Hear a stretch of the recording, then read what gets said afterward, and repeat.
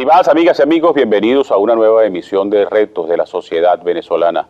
Recuerden que este es un aporte del talento humano de la Universidad Privada Dr. Rafael Belloso Chacín para que usted pueda entender muchas de las manifestaciones políticas, sociales o económicas de la crisis venezolana en la actualidad. Hoy tenemos un tema bien especial, estoy rodeado de colegas todos muy apreciados. Tiene que ver con el intento del gobierno por controlar la información y la opinión en Venezuela. Algunos lo llaman censura. Ya esto se trata de algo mucho más que una esporádica acción del gobierno para tratar de censurar los medios. Se trata ya de una estrategia general, pareciera que se tratara de una estrategia general para controlar la información que en Venezuela circula, sobre todo la que afecta al gobierno y descubre muchas de las cosas que allí ocurren. Como es normal en este programa, estamos acompañados de 4 especialistas en el área. En primer lugar, Ismael Rojas. Ismael es egresado de la Escuela de Comunicación Social de la Universidad Cecilio Acosta. Se desempeñó como docente e investigador de la Facultad de Comunicación Social de la Universidad Cecilio Acosta. También es articulista y hoy en la actualidad es docente de la Escuela de Comunicación Social de la URBE. También está con nosotros Néstor Nava, licenciado en Comunicación Social, egresado de la Universidad Católica Cecilio Acosta, con maestría en Comunicación Organizacional de la Universidad Católica Andrés Bello. Es docente de pregrado en la Universidad Rafael Belloso Chacín y también docente de la Maestría de Ciencias de la Comunicación de la Universidad Rafael Belloso Chacín. El profesor Jesús Urbina también está con nosotros, egresado de la Universidad del Zulia, tiene estudios de posgrado en Ciencias Políticas y Derecho de la Información, es profesor de la Universidad del Zulia desde hace 30 años, adscrito a la Escuela de Comunicación Social de Luz, es director de comunicación, gerente general de comunicación de Luz y director de Luz Radio, y es coordinador del capítulo Zulia de la ONG Transparencia Venezuela, y casualmente es uno de los protagonistas de uno de los hechos que motivaron a este programa. Y finalmente Leonardo Pérez, abogado, egresado de la Universidad Rafael Belloso Chacín y además licenciado en Comunicación Social, egresado de la Universidad del Zulia, es nuestro secretario general en el Colegio Nacional de Periodistas Seccional Zulia. Hoy voy a alterar el orden para comenzar, porque resulta que uno de los episodios que motivó la realización de este programa fue la detención arbitraria por demás de 4 comunicadores sociales, de 4 colegas, 2 zulianos, uno del profesor Jesús Urbina, y 2 brasileños que estaban haciendo una investigación internacional sobre las implicaciones del caso Odebrecht, que no solamente tiene repercusiones en Brasil, sino también en varios países latinoamericanos y hasta europeos. Pero además, en aquel momento casi que en simultáneo, se difunde aquel reportaje de CNN donde se descubría la corrupción detrás del otorgamiento fraudulento de pasaportes venezolanos en Irán. Y eso, por supuesto, motivó a que el gobierno tomara la decisión final, cosa que ya había amenazado en varias ocasiones, de sacar a CNN en español de cualquier tipo de sistema de televisión en Venezuela. Por supuesto, vamos a comenzar con el profesor Jesús. Tratemos de reconstruir lo ocurrido, ¿no? ¿Qué era lo que estaban haciendo ustedes en la obra de Puente Nigale y por qué el gobierno reacciona de esa manera? El Puente Nigale es una obra inconclusa que tiene ya 11 años en proceso de construcción. Comparemos rápidamente esto con el hecho de que hace más de medio siglo se construyó el Puente General Rafael Urdaneta sobre el lago de Maracaibo y la construcción duró 4 años. Medio siglo después, en pleno siglo XXI y con la tecnología de hoy, llevamos 11 años construyendo un puente, el segundo sobre el lago de Maracaibo, que apenas tiene 3 kilómetros más que el Puente General Rafael Urdaneta. Por lo tanto, ese es un tema de interés por la sospecha de corrupción que puede haber en un caso como este para una organización como Transparencia Venezuela, que es una organización de lucha contra la corrupción. Correcto. Nosotros tenemos 2 años investigando el Puente Nigale. Hemos ido varias veces al sitio, nunca nos han permitido ingresar al campo de la obra. Hemos visitado la cabecera occidental, que es donde hay un poquito de movimiento. También hemos visitado la cabecera oriental, que es un peladero, para decirlo en términos muy maravinos. Ahí no hay nada, solamente hay un terraplén que generó un ecocidio porque rompió el equilibrio del manglar en esa zona. Hoy día el manglar está recuperando favorablemente el terreno perdido. Tenemos 2 años investigándolo y esta vez coincidimos con 2 periodistas de Record TV, la segunda televisora en tamaño y en cobertura de Brasil, que está investigando en toda América Latina, en República Dominicana, Colombia, Perú, Venezuela, las ramificaciones del mega escándalo de corrupción en el que están involucradas no solo Odebrecht, que es la más grande de las entidades privadas metidas en ese escándalo, sino otras 3 constructoras brasileñas, y ellos venían en particular muy interesados por el dinero brasileño metido en esas obras.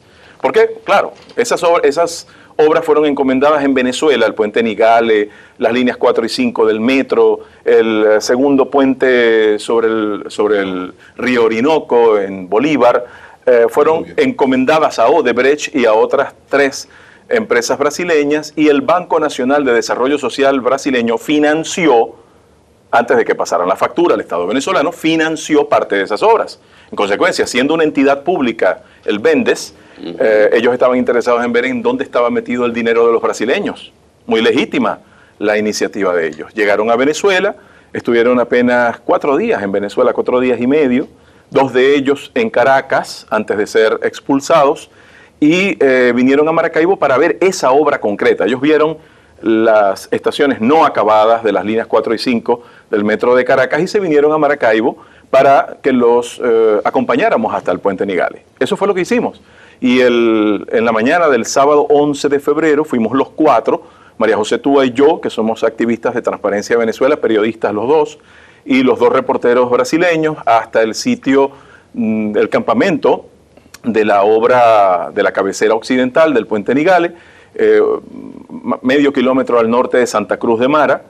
Hicimos tomas a plena luz del día, no nos dejaron pasar, por supuesto, pero desde las playas que están al norte y al sur, nosotros pudimos tomar fotos, tomar videos, ellos hicieron su grabación. O sea, que ni siquiera ingresaron al campo.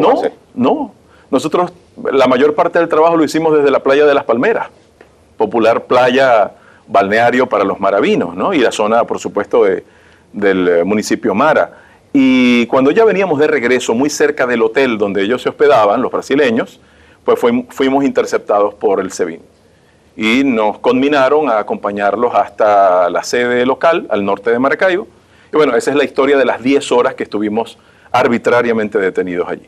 Pareciera, Leo, que esto es una iniciativa del gobierno que se repite con mucha frecuencia, ¿no? Sobre todo en los últimos tiempos de un gobierno que pareciera que tuviera una gran fortaleza institucional, porque tiene el control de los poderes públicos, pero tiene una enorme debilidad a nivel de corrupción y de gestión de gobierno, ¿no? Mira, más que una iniciativa, ya es una conducta reiterada de parte del gobierno nacional. En los últimos años se ha venido acrecentando el hecho de pretender limitar la información hacia el pueblo venezolano, y lo hacen por diferentes vías. Lo ocurrido con el profesor Jesús Urbina es una de esas, que es el amedrentamiento, la intimidación e inclusive la privación ilegítima de la libertad de los equipos reporteriles. También vemos cómo lo hacen a través de las propias leyes, inventando resoluciones, leyes, normas que limitan. Lo han hecho a través de, en el caso de los medios impresos, con la entrega del papel, la venta del papel a través de la monopolización que se hizo con la Corporación Maneiro, a través del CENIAD, a través de Conatel, con multas y con sanciones administrativas. Y es obviamente pues parte Leo, tenemos que ir a una pausa. ¿Cómo no? Y disculpa que te interrumpa. Yo creo que en el próximo segmento, primero concluyes con tu idea y segundo abordemos cómo ve el CNP la iniciativa de los militares de ejercer un control sobre los medios de comunicación y sobre las redes sociales. Vamos a una primera pausa y ya regresamos.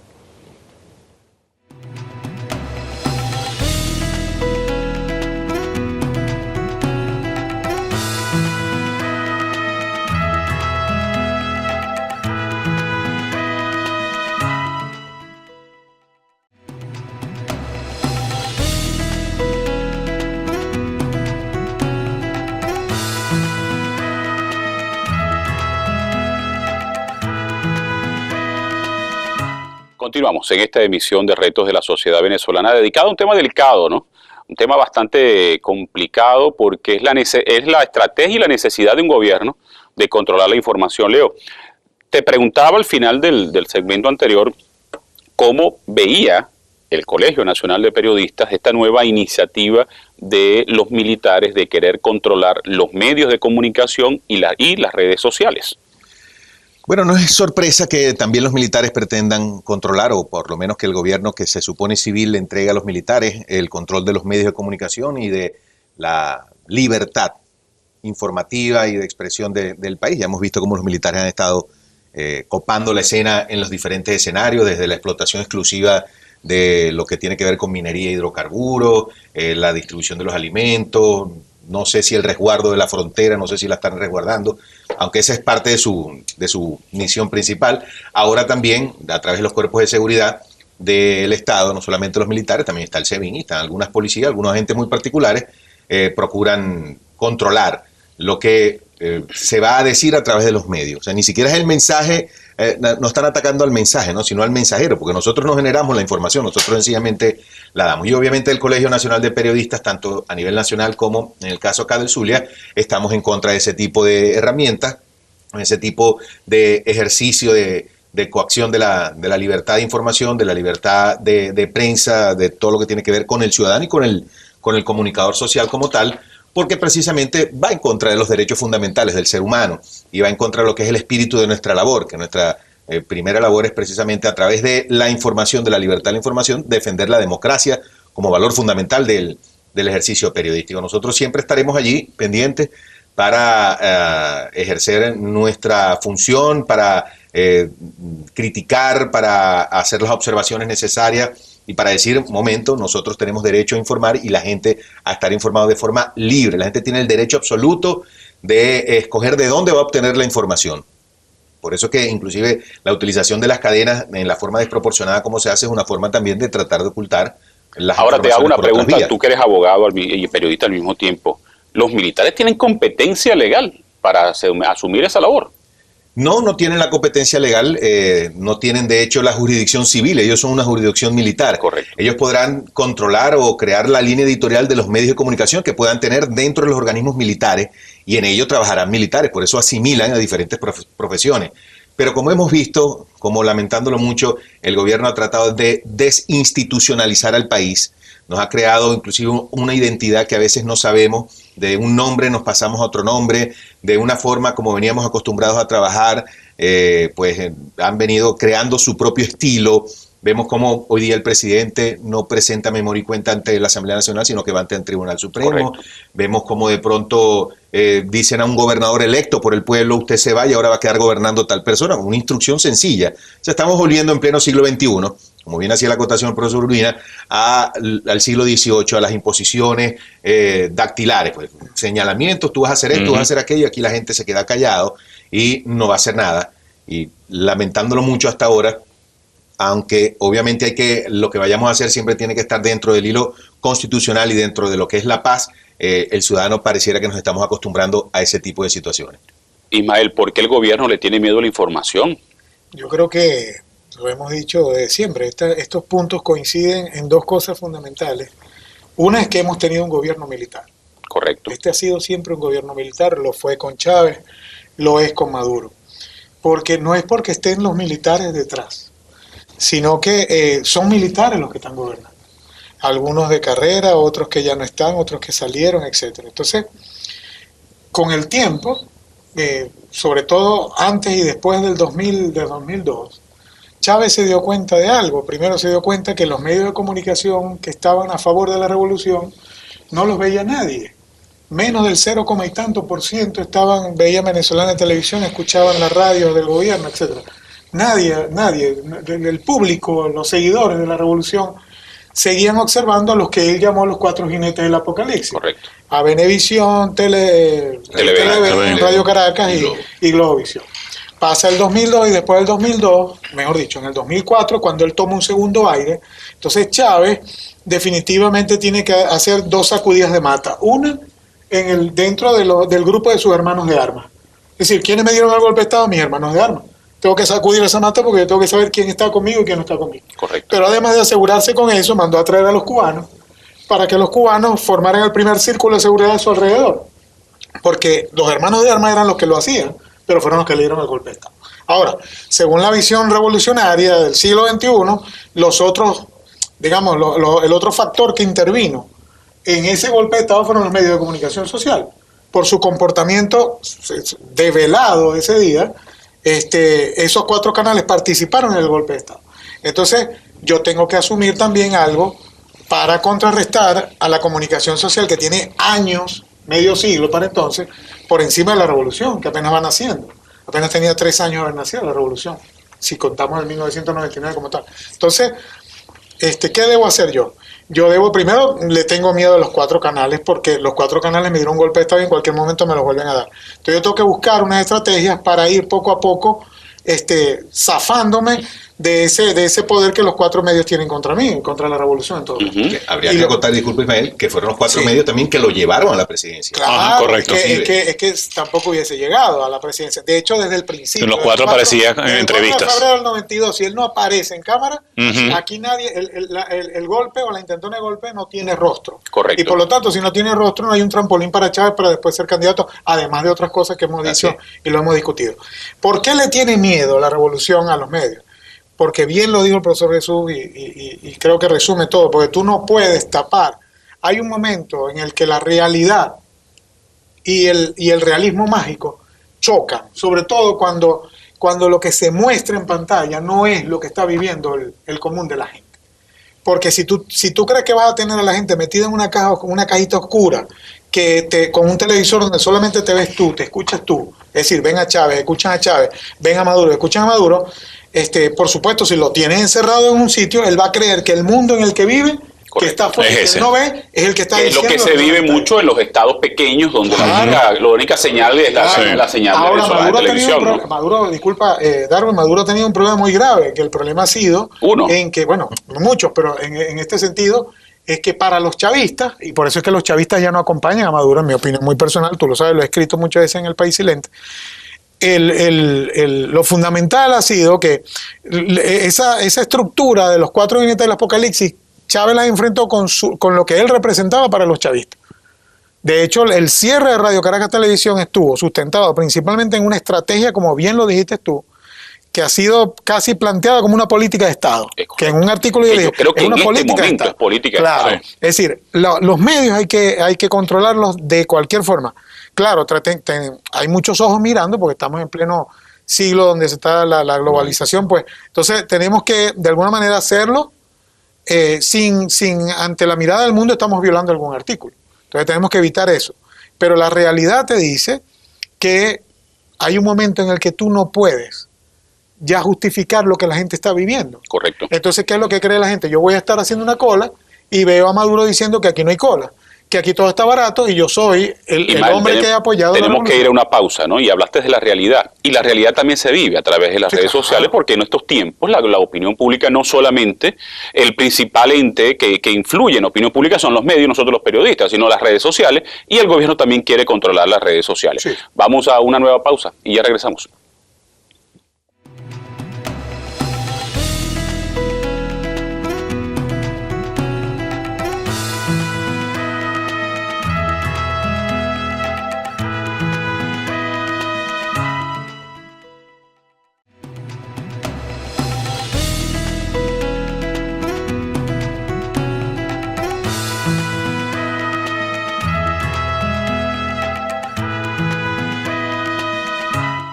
En el segmento anterior, Ismael hacía referencia a la realidad que todos estamos viviendo, ¿no? Mientras escuchamos de pronto a un vicepresidente decir que en Venezuela se ha reducido la pobreza y que no hay hambre, pasamos por un sitio donde hay una acumulación de basuras y vemos a 3 niños o a 3 adultos, o 3 niños y 3 adultos comiendo de la basura. Entonces, es como un choque de lo que quiere hacer ver el gobierno con la realidad que nosotros estamos viviendo. Y mucha de esa percepción que se construye en opinión pública tiene que ver con el manejo de las redes sociales. Tampoco es que todos los venezolanos están dedicados a las redes sociales, pero las redes sociales tienen un valor, tienen una utilidad en medio de todas las distorsiones criticables que pueden existir. Pero el gobierno quiere controlar las redes sociales. ¿Se puede controlar las redes sociales, Néstor?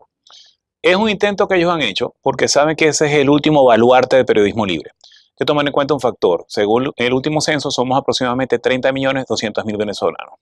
De esa cifra, 1/3 aproximadamente es el que tiene acceso a las redes sociales. Correcto. No podemos comparar el impacto y cobertura de un medio como RCTV, como El Nacional, como lo fue Venevisión en su buena época, con las redes sociales. Pero ¿qué sucede? Ahora cualquier persona que tenga un teléfono de última generación, que tenga una tablet, que tenga una computadora, puede desde la privacidad de su hogar, la tranquilidad de su sitio de trabajo e inclusive sentado en el sofá de su casa, ver qué es lo que está ocurriendo y emitir algún tipo de opinión. El gobierno no acepta voces disidentes.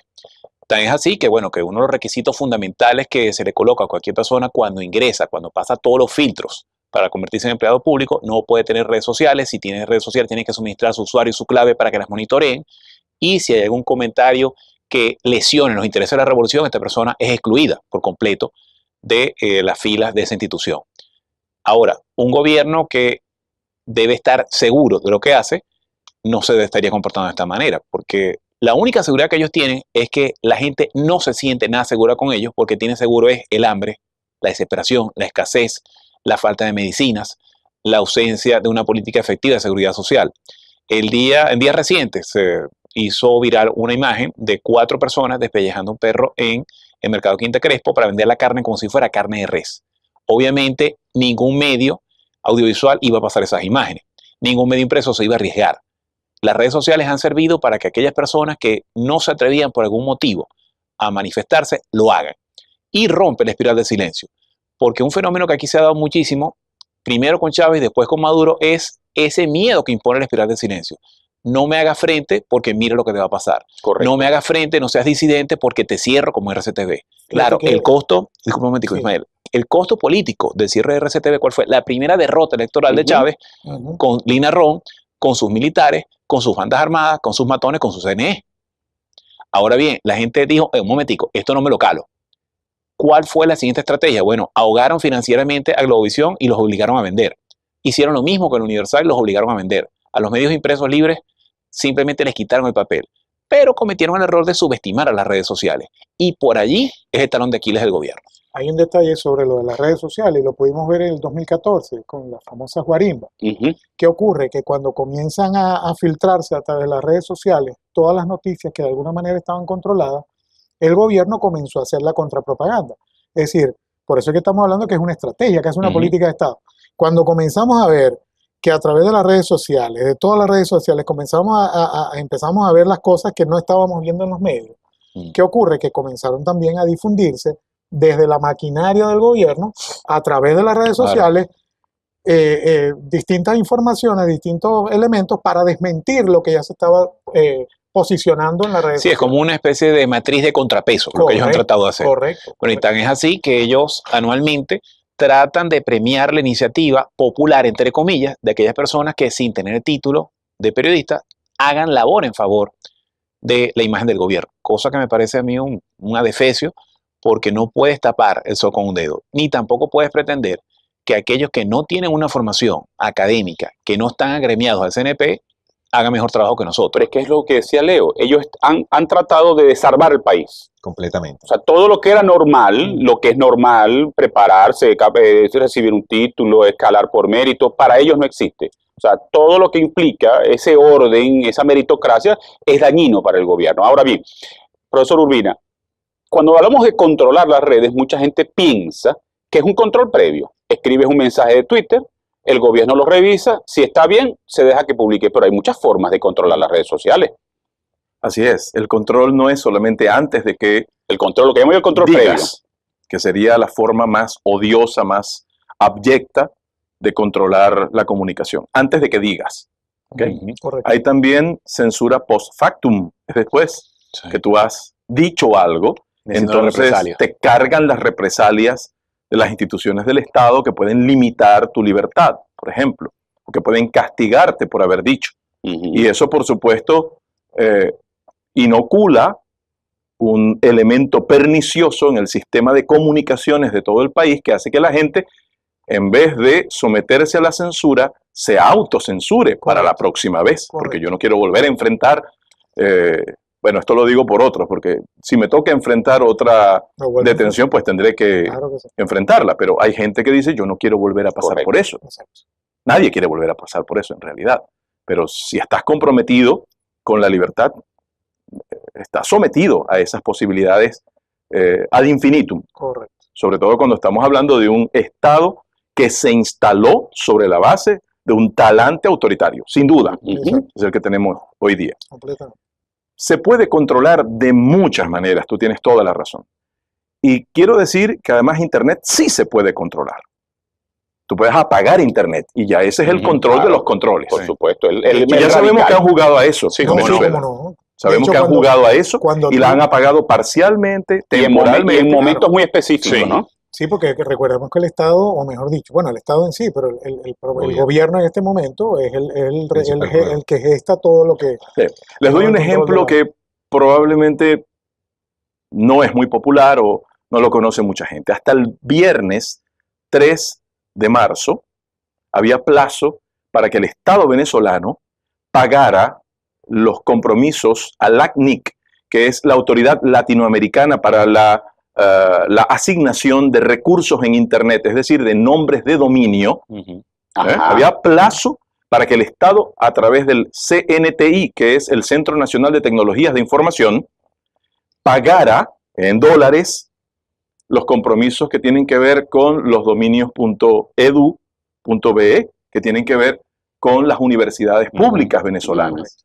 Eso quería decir que si el lunes 6 de marzo no se había pagado, esos dominios quedaban fuera de Y Internet. todos ¿Qué los significa puntos B, eso? todos los puntos B. Que las principales universidades del país se hubieran quedado mudas en Internet. Entonces, ¿se puede o no se puede controlar? Claro que se puede controlar, simplemente con omitir un pago. Y pagaron sobre el mediodía del 3 de marzo. Y por toda la bulla que hicimos en las universidades públicas, en la UCB, en la ULA, en Luz, hicimos gran alaraca con esto porque significaba dejar a las universidades sin sus dominios. Eso lo pueden hacer. Además, todos sabemos que el acceso fundamental a Internet para las mayorías en Venezuela es a través de una empresa pública Correcto. que el gobierno La controla directamente. Pero además, Y que regula- desde hace cierto tiempo, casi todo el tráfico de Internet, en su mayoría, circula por los nodos de CanTV. Así es. Y eso es lo que ha permitido que ellos tengan cierto control y Filtran. retarden el tráfico para disminuir el ingreso de ¿No? personas. Y tiene una presión muy fuerte con el resto de las operadoras que también dan el servicio. Es correcto, y hay portales. Porque si lo ha hecho El con- caso de Dollar Today y el caso de Claro. Maduradas, que son los dos más emblemáticos, sobre todo Dollar Today, que es quien, bueno, lamentablemente es el que controla la economía, el ministro de Economía de este país. Más recientemente, los dominios de CNN en Correcto. español. Es correcto. Todos han sido sucesivamente bloqueados. Correcto. Y siempre hay que buscar todos los días una actualización porque hay una acción y una reacción del público, Es ¿no? correcto. Ahora, el rumor también puede ser un mecanismo de control. Y yo quiero que discutamos eso al regreso de esta nueva pausa. Ya abrimos.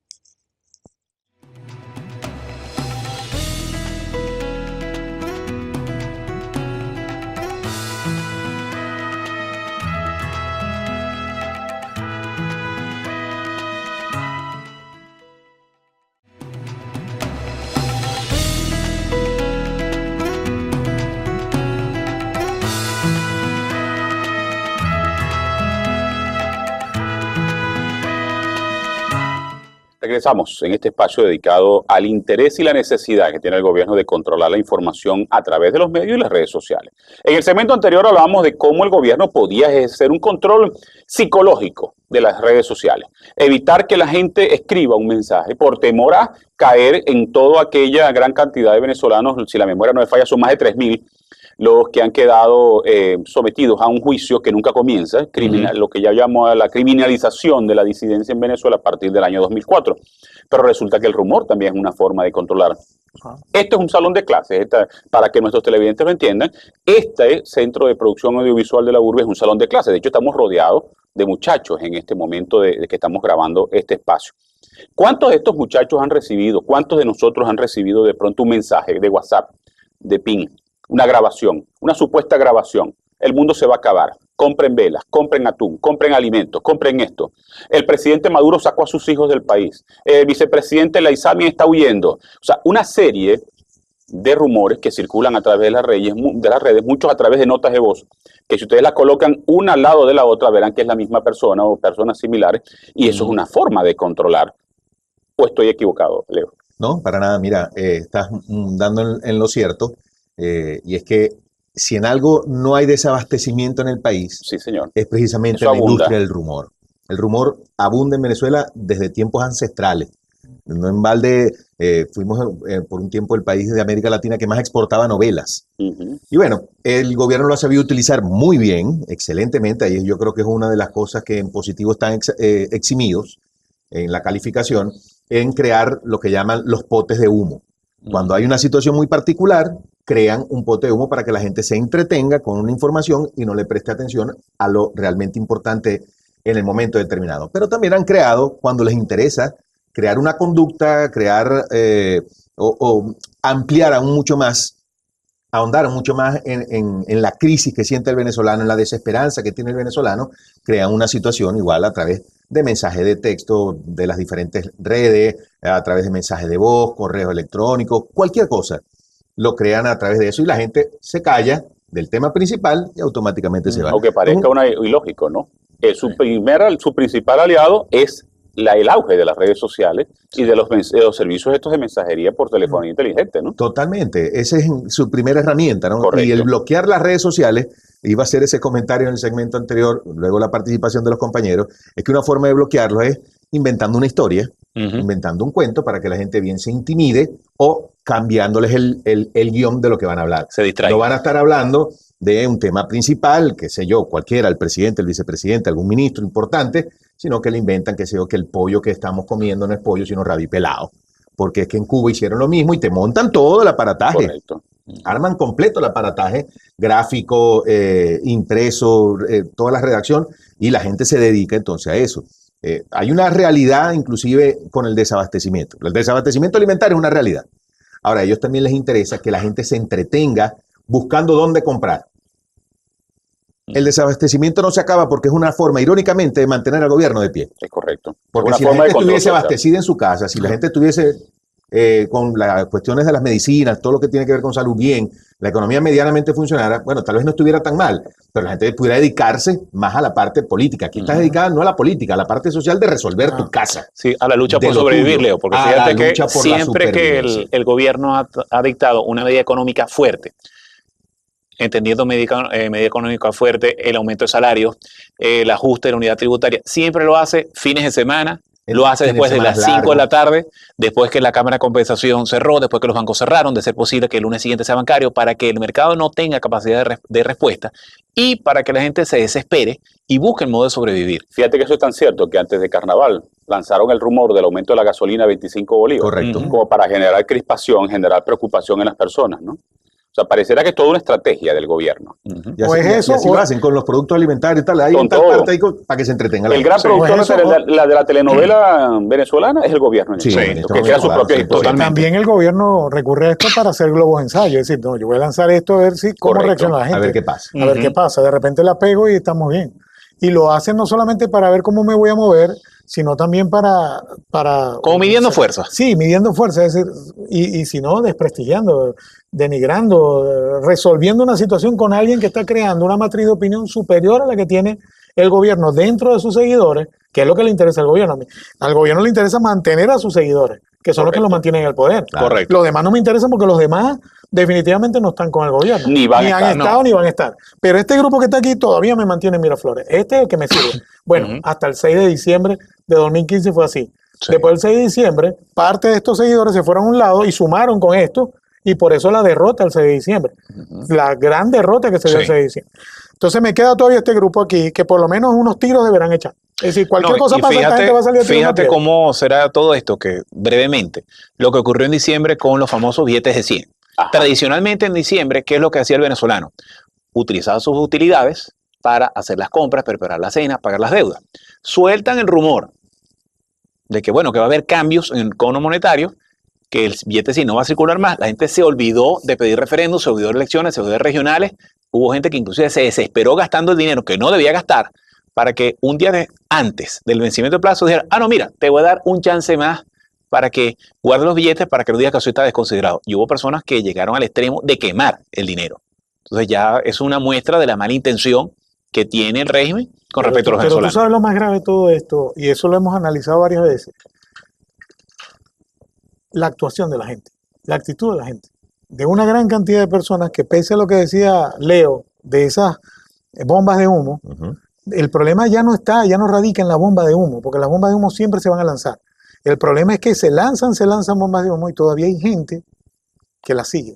Es correcto. Entonces, Sí. eso yo No siempre las he sigue, dicho. que las difunde. Que, claro, entonces, Carga yo de- siempre he dicho que al finalizar este periodo, porque yo estoy seguro que va a finalizar, en ¿Cuándo? algún momento, no sabemos, pero va a finalizar. Y siempre hemos dicho, lo hemos discutido muchas veces en el comité, siempre cuando estamos reunidos todos nosotros, aquí se van a escribir libros, aquí hay material ¿Cómo no? para escribir y hacer investigaciones sobre muchas cosas, pero sobre todo sobre la gestión de la comunicación de parte y parte Sí, durante todo lo que dure la revolución bolivariana. así es. Porque hay mucha tela donde que cortar, Ahora, muchísima todo tela. este desorden al que hemos hecho referencia, en el marco del cual el gobierno pretende, por supuesto, silenciar a los medios, callar e intimidar a la gente en las redes sociales, y el país parece una locura, ¿no? Pareciera que el gobierno está empeñado en gobernar sobre el caos. No sé cuál es la opinión de ustedes. Porque de repente le Es conviene. que el gobernar caos, el sobre el escenario- caos es lo que lo sostiene. Claro. Bueno, Ellos entraron en caos desde, Ujú. desde el 4 de febrero, Ujú. como fecha, digamos, protagónica, ujú. y solo con el caos saldrán, porque así como empiezas, terminas, y el caos es lo que lo mantiene vivo. El caos es lo que hace que la gente esté en la calle, entretenida, buscando la supervivencia, como decía Néstor, para que no vayan a atacarlo. Obvio, hace muy bien la delimitación de dónde les interesa el caos. Recordemos cuando empezaron los recortes de electricidad, Ujú. el problema del abastecimiento alimentario, la El chip de la gasolina. fue lo de la otro. gasolina. Chávez de claro lo dijo, todo, en menos en Caracas. En Caracas no importa si en San Cristóbal queman 50 Correcto. buses, si lo hacen en Maracaibo, si lo hacen donde lo hagan, porque allá no está el poder está aquí. ¿Quién, Y aquí estamos nosotros. quién sobrevive en momentos de entropía, de caos? El fuerte, armado y organizado. Correcto. Y ellos tienen las Ahí está la explicación. Exacto. Ahí está la explicación de por qué el gobierno hace todo esto que está haciendo, pero protege Caracas. Sí. Protege claro. Caracas. Sí, sí. Claro, como se dice popularmente, o sea, no vas a pelear en la gallera ajena, entonces ellos no dejan que nadie les entre allá. No, y fíjate que los nuevos billetes entraron primero en Caracas para que nadie dijera que había escasez de Por cierto, efectivo. yo estuve en un banco, todo en entra dos primero. bancos estuve hoy, acompañando a mi madre, cobrando ella su pensión, y nunca vi un billete de los nuevos. Que eso forma Es parte que estaba todavía del caos, ¿no? a las zonas fronterizas no iban a llegar esos billetes. O sea, No, pero en Cúcuta sí hay. seguro. En Cúcuta sí hay. Seguro, a la zona fronteriza no iban a llegar. Pues, Yo quiero que en el próximo segmento, que es el último, analicemos de cómo todo esto, el gobernar sobre el caos, la necesidad de intimidar y criminalizar el uso de las redes sociales, el interés de silenciar a los medios, no los pude silenciar por completo, los compro, forma parte de lo que algunos especialistas llaman la construcción de una bóveda del miedo en la sociedad venezolana. Yo creo que en el próximo segmento analicemos si es verdad, si es cierto que el gobierno pretende construir una especie de bóveda del miedo que lo proteja de un pueblo que cada día está más descontento y tiene más problemas y por eso se angustia tanto. Vamos a una nueva pausa y ya regresamos.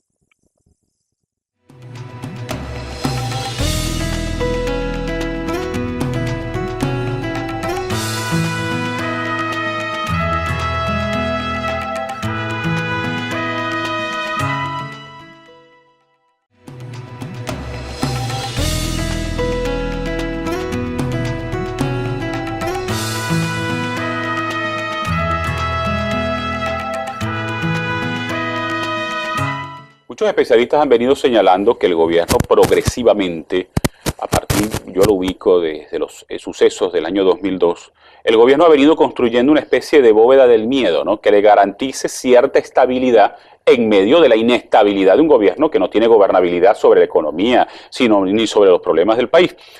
¿Se puede tomar como cierta esa apreciación de algunos especialistas sobre la construcción de la bóveda del miedo en Venezuela, profesor Urbina? Hoy, siempre y cuando tomemos en consideración que el carcelero en la bóveda del miedo está dentro de la bóveda. También. Nosotros mismos.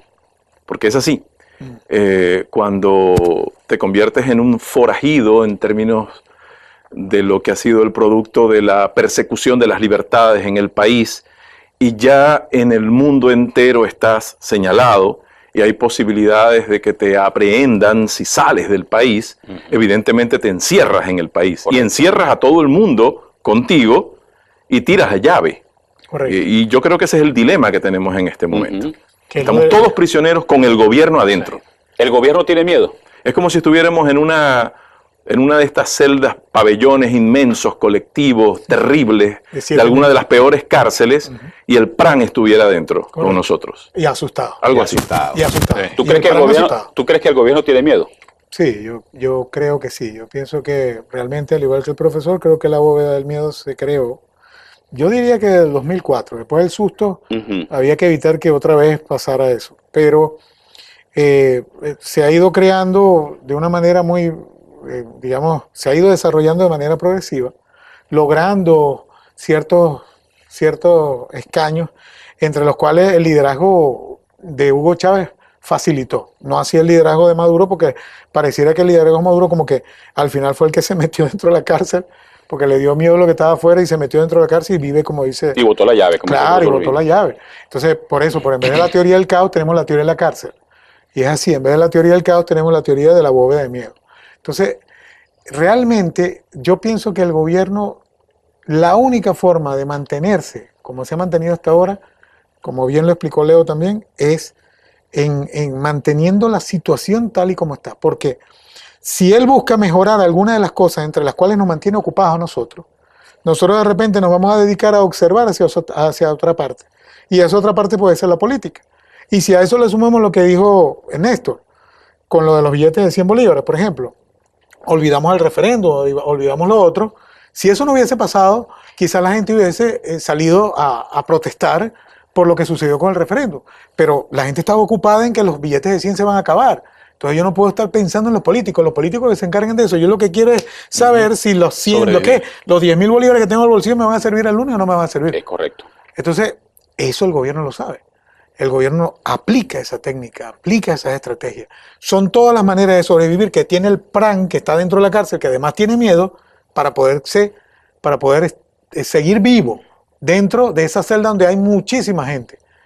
Porque existe un problema con esto del PRAN, que este PRAN imaginario del que estamos hablando está perdiendo dinero y además los que cargan los rolos para mantenerlo vivo dentro de las otras 7.000 personas que estamos allí están como dudando si siguen matando o si siguen, tú sabes, protegiendo el PRAN. Y sumando lo que dice Ismael, no es solamente un PRAN, son varios.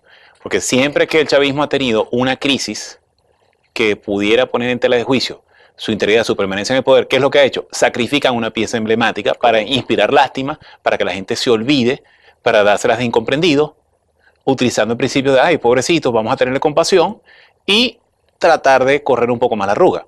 Nombres, el caso de William Lara, el caso de la enfermedad y muerte de Omar Mesa, que murió en la mayor indigencia después de haber cometido varios hechos de corrupción, el caso de Eliezer Otaiza, el propio caso de Danilo Anderson, que, bueno, en su momento sirvieron como cortina de humo y después, un funeral de Estado, los sepulta como héroes y eso me sirve a mí para coger un segundo aire y seguir sobreviviendo en ese escenario político turbulento. Ahora, en ese escenario han logrado silenciar a los medios. Han hecho que los medios de una u otra manera estén pendientes de dar las informaciones nuevas. También aprovechan para silenciar, sin duda alguna, los medios, ¿no? Utilizan otras vías. A veces no son tan frontales para silenciarlo, pero sí una llamada telefónica a un editor de un medio, al director de algún medio. O la compra de algunos medios. Y lo controlan, o la compra de algún medio, por supuesto. Hemos visto eso reiteradamente en todo el país. Y el cierre, recordemos que las estaciones que se cerraron en el 2009, 2010, todavía están cerradas. Las televisoras regionales todavía están cerradas. O sea, eso ha habido un gran problema porque inclusive personas que han comprado algunos medios en nombre de ellos para proteger a ellos, tú ves ahora, te pones a chequear algunos de esos medios y están volteándose. Están virando pues el timón y ya no están tan frontales a favor del gobierno, sino que de vez en cuando le sueltan una que otra perla. Y lo que ha venido haciendo el gobierno es aplicar esa teoría de la ambulancia, en la cual ellos son el chofer, la ambulancia permanente es el país y el enfermo y el familiar es el pueblo venezolano, en la que no importa si la ambulancia se pasa las luces rojas, va a muy alta velocidad, al punto que pone en riesgo pues, a las personas que están adentro, la misma persona que va enfermo, mientras el enfermo no se muera. Entonces así trabaja el gobierno. Van corriendo sirena por todas partes en emergencia, no importa que vaya el riesgo, pero que el muerto no se termine de morir, le dicen al familiar, que es lo importante, sabiendo que aún, bajo como está manejando la ambulancia, puede morir todos igual. Profesor Urbina, ¿tendrá éxito el gobierno de sostenerse sobre todo este caos, sobre toda esta estrategia de generar miedo, de controlar a la población, de controlar a los medios? Ha tenido, pero eso no dura por siempre. No dura por siempre. Siempre hay formas de reinventar la resistencia y en la medida en que entendamos que nos toca eso, la resistencia, en esa medida el partisano cívico, pacífico de la reconstrucción de la democracia y de la convivencia en el país va a tener éxito. ¿El periodismo venezolano está haciendo su papel en medio de esta crisis? Sí, hemos tenido un florecimiento del periodismo de investigación. Sí.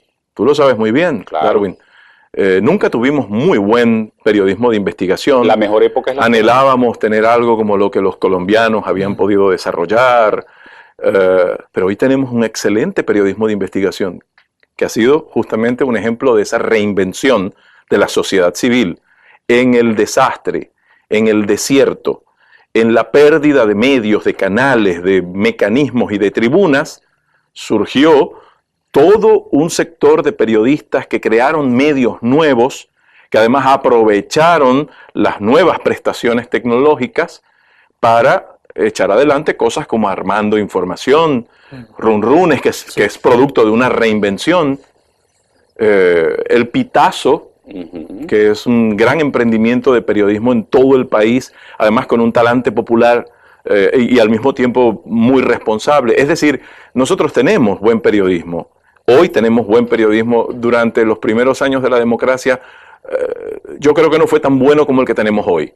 Y esa es justamente una demostración de que la sociedad encuentra caminos, de que la sociedad encuentra mecanismos para conservar lo fundamental, que es la vida de la gente, las libertades y la dignidad del pueblo. Y en algún momento eso, la combinación de todas esas fuerzas, hará posible silenciar a quien hoy te silencia. Ismael, ¿tú crees que la sociedad venezolana ha madurado así como el periodismo venezolano ha madurado? Yo pienso que la sociedad venezolana, bueno, los periodistas que han madurado, los periodistas que hoy están dando este ejemplo, han surgido de la sociedad. Y más allá de su ejercicio profesional que los lleva, los obliga a tomar dos sendas, o sencillamente acepto la realidad o cumplo mi papel como periodista y llego a tener, como dice el profesor, una mejor calidad en el periodismo de investigación. Yo creo que la sociedad también, pero nos hemos encontrado, quizás para otro tema de discusión más adelante, en otro programa, es que algo está pasando en grandes sectores de nuestra sociedad que ante los ojos de muchos de los sociólogos, de los expertos, pareciera que hay una pasividad enorme, ¿no? Yo en un artículo llegué a llamarlo, creo que el micromundo, es decir, cada quien está en lo suyo. Entonces, ¿hasta dónde estar en lo mío? Realmente estoy colaborando a solucionar esta situación. Esta situación no solamente la van a solucionar los periodistas formamos parte de eso y tenemos que contribuir, ¿no? Pero no solo los periodistas, sí, tenemos un tejido muy grande, claro, formidable de organizaciones de la sociedad civil.